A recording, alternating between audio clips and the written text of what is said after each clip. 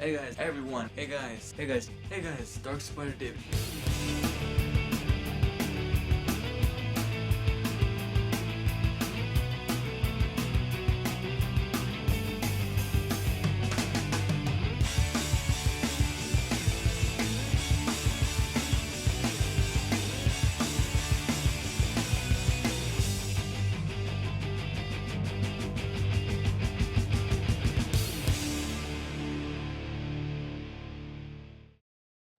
Hello guys, Black Spider David here, and I welcome you to what I hope will be a great redo of a great review.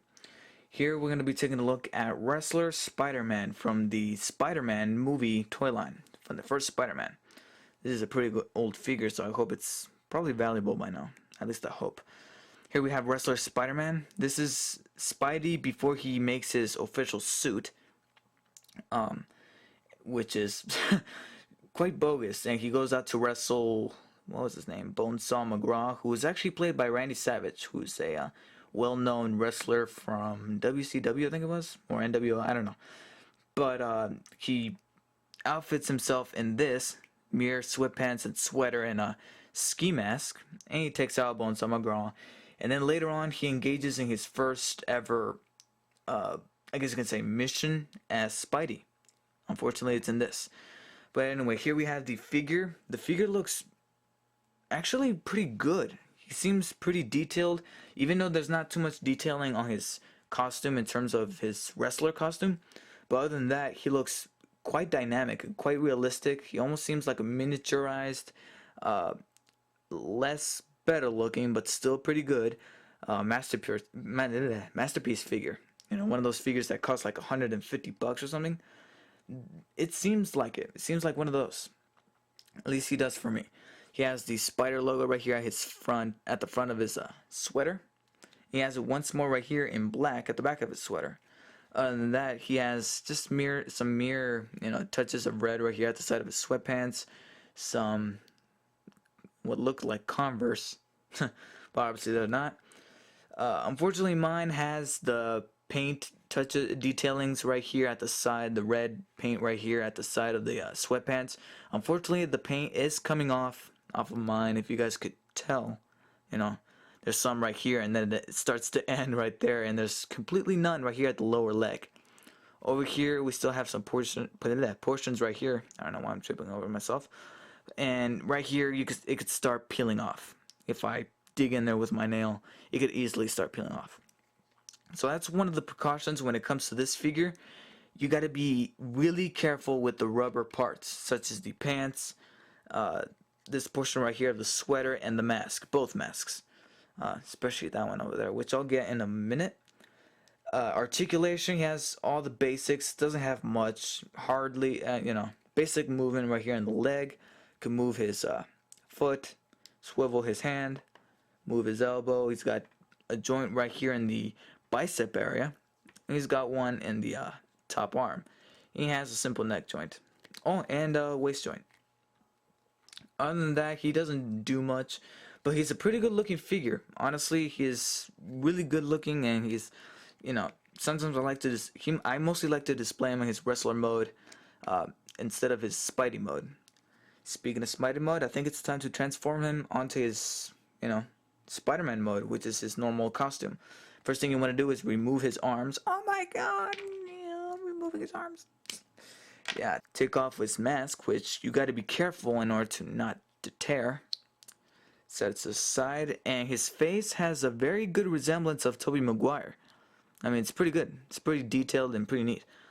Next, you're gonna go in, grab the lower leg right here, and unpop it from inside. You're gonna hear a pop. There you go. Look, it's we got a crossover here. We got Spidey Reed from the Fantastic Four. Did the same thing with the other leg, and I'm gonna try my best not to sound inappropriate, but take off his pants. Yep, you're gonna take off his pants. There you go. And now it looks like you got cut in half.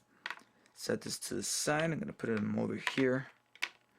And then next, which is a bit easier, take off his sweater, or at least the portions of it, the mid-torso, the core portion of his sweater, better yet put. which is kind of hard to fit him through the neck hole. Let's see if I can do this. Da, da, da, da. Come on. Come on. There you go. Set it over here, and now you're stuck with this. Simply you take the Spidey pieces and fit them where they were, such as the arm. Fit the peg into the hole. There you go. Same thing with the other ones. Same thing with his legs.